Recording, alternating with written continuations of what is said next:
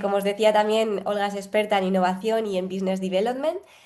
También es profesora del curso superior de inteligencia artificial aplicado a la dirección y gestión de empresas de Open Universidades, además de también ser docente en otros programas. Y bueno, es una consultora ya especializada desde hace ya unos cuantos años, ¿no, Olga? En todos temas de innovación y estrategia digital. Tiene una sólida trayectoria en definir y desarrollar modelos de negocio también, impulsando el crecimiento empresarial y la transformación organizacional. Así que os dejo en buenas manos. Olga ahora nos va a hablar, pues eso, sobre una visión más realista de estos pasos, riesgos y decisiones que tenemos que tomar de cara a implantar la inteligencia artificial de una manera sostenible. Porque es verdad que ahora mismo pues, en todas las empresas en las que estoy colaborando, en las que participo en cualquier proyecto, pues es recurrente el tema del uso de la inteligencia artificial y hay como aún, ¿no? Como cualquier innovación que irrumpe, porque al final esto es una tecnología disruptiva, ha venido a cambiar y además estamos en la sexta era del cambio, de los cambios económicos, en la cual vamos a encontrarnos con muchísimas cosas nuevas en los próximos 5, 10, 15 años que van a cambiar nuestra manera de vivir y que ya como lo hizo Internet en el año 2000, pues ahora en el 2025 pues estamos volviendo a cambiar. Y como suele pasar siempre que hay tecnologías disruptivas, que esto, a mí me encanta el concepto de destrucción creativa, ¿vale? Que es un concepto que, bueno, no le he acuñado yo, evidentemente lo ha acuñado Sam Peter, en el cual nos decía que los grandes cambios vienen normalmente incluso a cambiar el escenario en el que estamos y a que las empresas tengan que adaptarse, ¿no? Es un poco como la teoría de Darwin, la evolución de las especies, pues esto es igual, ¿no? En el sistema de las empresas de disrupción creativa y esto, la inteligencia artificial en muchas empresas me encuentro con los dos bandos, ¿no? Gente que dice que realmente no hace demasiado, no es tanto como cuentan y otras personas que están muy concienciadas y además ya están subidas al carro, ¿no? Bueno, vengo a contaros experiencia personal. Esto es un poco como las películas basado en hechos reales, pues lo que voy a contar un poco hoy está basado en hechos reales, pero claro, permitirme con la adaptación, ¿no? Que hace siempre un director de una película. Voy a contarlo para que realmente resulte más interesante. Pero básicamente es una experiencia en la cual una compañía empieza a utilizar inteligencia artificial sin tener en cuenta 5 claves que son las que me gustaría contar esta tarde en estos minutos que tenemos aquí, ¿no? Y estas 5 claves, bueno, pues básicamente lo que estamos hablando es sobre todo fijaros que enlazo con lo que Javier estaba hablando, ¿no? Que eran los datos. Es cierto y coincido con Javier que los datos, siempre hemos tenido datos en las compañías, pero nunca se le había dado tanta importancia como ahora, ¿no? Porque ahora el hecho de poder ir hacia atrás y el poder trazar hacia atrás es lo que te permite poder utilizar la IA, ¿no? Muchas compañías también en las que me encuentro no han documentado y al no tener documentado ni digitalizada la información, pues es difícil poder decir, es que claro, la IA no puede aprender porque no tengo con qué lo pueda hacer, ¿no? Entonces vamos a ver rápidamente en estos 20 minutos esas 5 claves, que son los datos, los permisos, seguridad, privacidad, un poco el tema de la gobernanza y un poco también la parte muy importante que es los resultados, ¿vale? Las métricas. Y bueno, pues os cuento, esto empieza un poco como que pues, en una experiencia con la IA, pues casi arruina su propia reputación dentro de una compañía con la que colaboré y es que, bueno, pues empezaron a subirse al carro. Es una compañía en la que sí que tiene bastante iniciativa a la hora de trabajar en temas de inteligencia artificial y se empezaron a generar asistentes, ¿no? Los asistentes, agentes digitales, que, bueno, pues que empezamos a utilizar para que nos acompañen en nuestro proceso diario, preguntarles cualquier cosa. De hecho, las grandes compañías nos los ponen ya para que podamos hablar con ellos todo el tiempo y son como una especie de profesor que tenemos ahí, ¿no? Que nos va guiando. Bueno, pues en este caso se buscaba tener asistentes para cualquier proceso de la compañía y para que fueran como una gran fuente de información. Entonces, bueno, pues estaba probando ese asistente, como podéis ver ahí, dentro del proyecto interno, pero ¿qué pasó? Pues que de repente alguien accedió a una información que en teoría era confidencial y no podía acceder, ¿no? Entonces, no se trató de un ciberataque externo, es decir, nadie intentó romper la seguridad del sistema, no fue un error técnico, el asistente hizo bien su trabajo, pero el error realmente fue un error de planificación y de gestión, ¿vale? Realmente lo que había hecho el asistente era acceder a una información y ceder esa información a una persona que no debería poder visualizarla en ese momento, ¿no? Entonces, ¿qué ocurrió? Nos dimos cuenta de que no estaba, la compañía realmente estaba tecnológicamente preparada, pero no a nivel de organización, ¿vale? Es decir, la tecnología normalmente suele ir por delante, en estas disrupciones creativas que os hablaba, la tecnología va por delante, pero normalmente lo que nos encontramos es que la sociedad y las organizaciones y los aspectos legales, sobre todo, van siempre detrás, ¿no? En este caso, lo que había ocurrido es que la tecnología había ido por delante de la organización. Entonces, bueno, pues ¿qué nos enseñó, no? Os pongo un poco frases ahí fuerza, pues que la IA realmente no falla por la inteligencia artificial, ¿vale? Falla porque no se ha planificado y porque, como bien os digo ahí, ¿no? Los cimientos que se han utilizado pues no se han construido sobre una base que realmente sea sostenible, ¿no? Entonces, claro, ¿por dónde empezamos? Dijimos, bueno, pues me gustaría, ¿cómo voy a contaros esta historia para que entendamos que hay 5 apoyos o 5 claves importantes que tenemos que tener en cuenta para desarrollar esto, ¿vale? Pues la primera son los datos, efectivamente. Siempre todo lo que vayamos a hacer depende mucho del material con el que trabajo, ¿no? Es como si yo fuera a hacer un traje, depende de la tela que tengo, ¿no? Depende de los materiales, la materia prima con la que voy a trabajar. Pues en el tema de la inteligencia artificial estamos en la misma situación. En función de la calidad de los datos, de lo que voy a tener, Javier hablaba de tener esa documentación, datos bien curados, es decir, de si tengo los datos preparados, voy a tener mejores resultados a que si simplemente voy a darle acceso a datos o información que no está preparada o simplemente ni siquiera tengo esa información, ¿no? Entonces, bueno, ¿qué nos dimos cuenta en este caso? Como os comentaba, que el asistente había usado un documento desactualizado, una tontería muy grande, como podéis ver, pero era lo que había ocurrido, ¿no? Es decir, había ido a un documento que no era ya vigente en la compañía. La IA no se equivocó ni improvisó, simplemente utilizó un documento que en teoría era un documento que podía utilizar, ¿no? Estábamos hablando de asistentes que están trabajando dentro de la compañía, es decir, toda la información está encriptada dentro de la empresa y no accede a información exterior. Por lo tanto, todo lo que me vaya a volcar y toda la información que me vaya a dar debería ser fidedigna, ¿no? Entonces, la IA refleja la calidad de los datos. Si el dato es malo, la IA va a trabajar mal, ¿vale? Pero el problema no está en la tecnología, el problema está en, como os decía, en la organización. Si los datos están incompletos, desordenados, pues la IA nos va a dar la información también de esa manera, ¿no? La organización necesita un lenguaje común, datos actualizados, responsables claros, y es la manera en la que tenemos y en la que deberíamos enfocarnos a trabajar de esa manera, ¿no? Entonces, la IA no arregla problemas de datos, sino que los amplifica. Es decir, puede ser más problemático todavía porque puede generar ruido porque nos está dando información que realmente no es la que debería hacer, ¿no?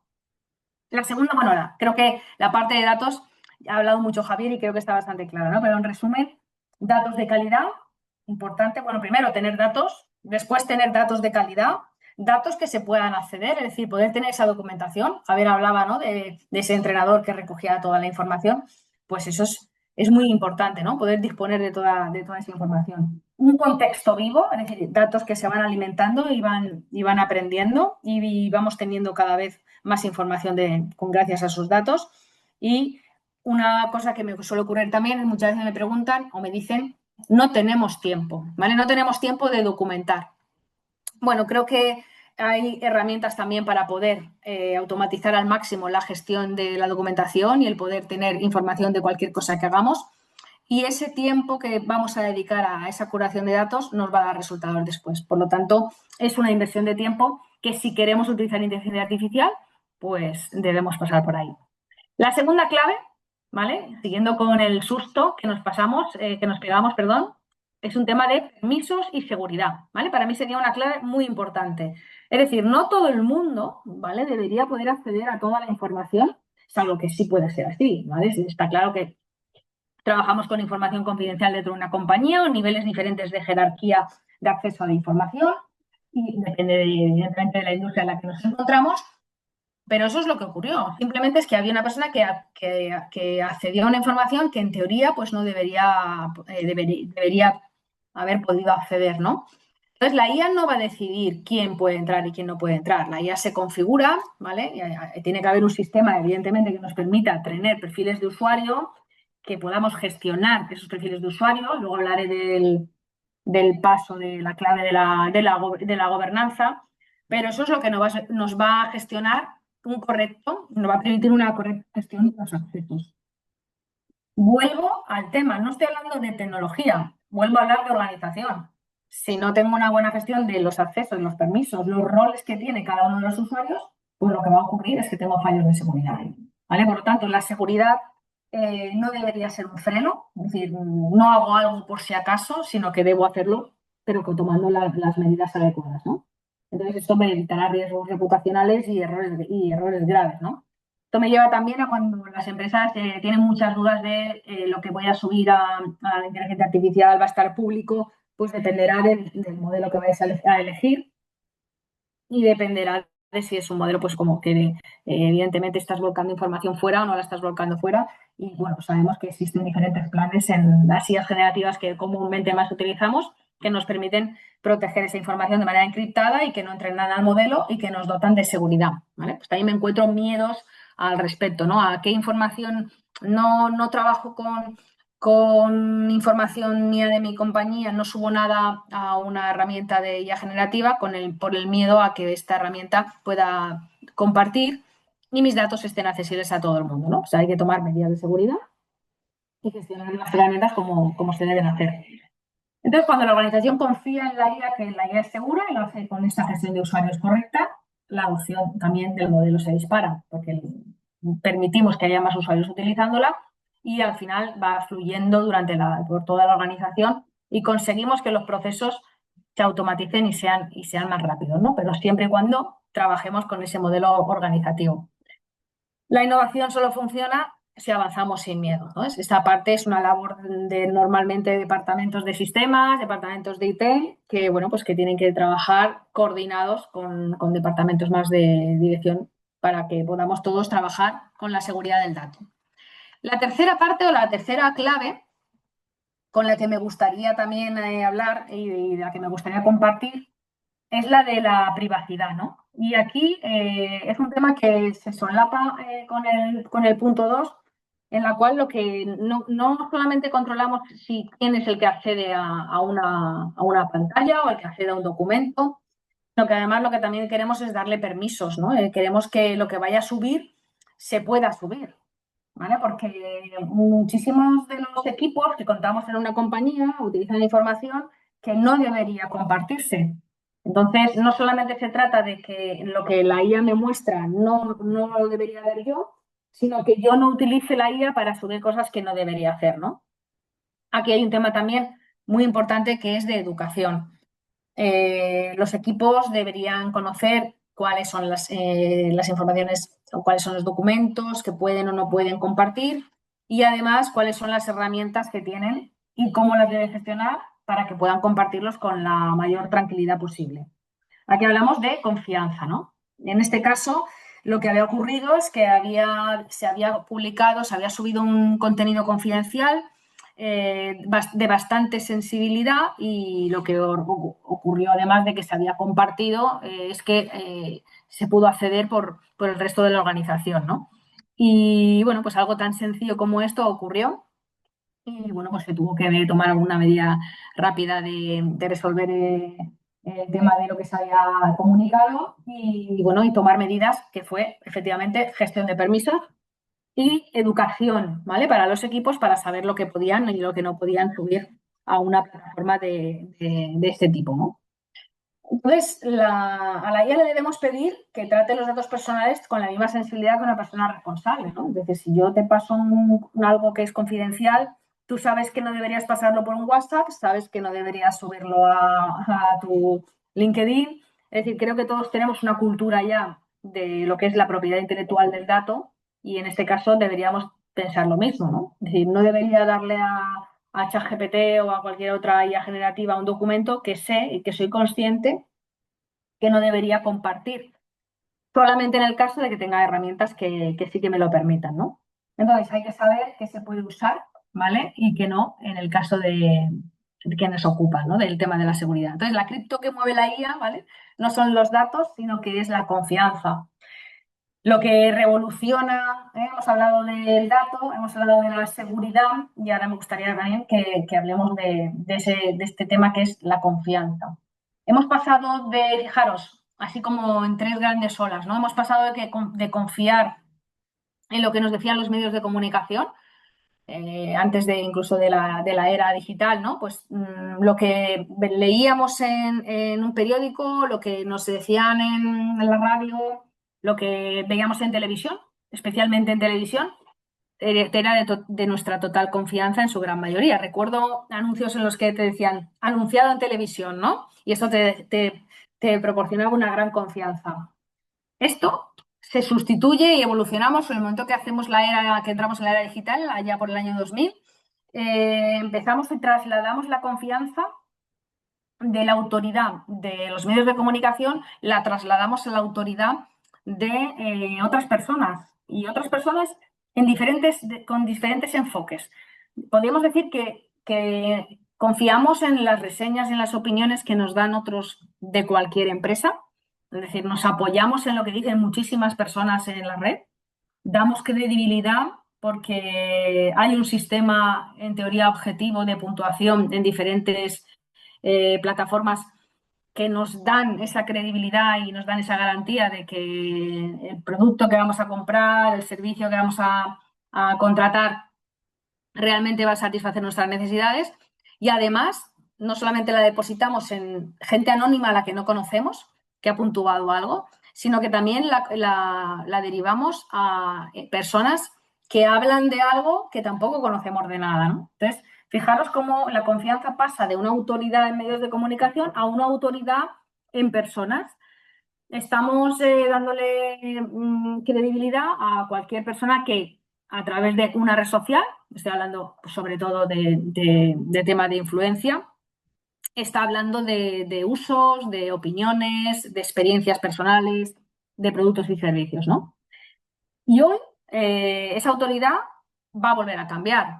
Estamos mirando hacia darle la autoridad a los agentes digitales, ¿vale? Es muy posible que dentro de muy poquito nuestras compras, nuestra confianza dentro de una compañía para tomar decisiones en muchos aspectos la vayamos a dar a un agente digital, porque el agente digital va a contar con muchísima información, con muchísimos datos, ¿vale? Como hablábamos, con muchísimo histórico de las cosas que nos han ocurrido, va a ser capaz de resumirnos y de proporcionarnos análisis que de una manera humanamente posible, como lo hemos hecho hasta ahora, nos habría llevado mucho más tiempo, ¿vale? A esos agentes digitales, ¿no? Y esto es lo que ocurrió aquí. Confiar ciegamente, ¿vale? En ese agente digital que se había trabajado de esa manera, ¿no?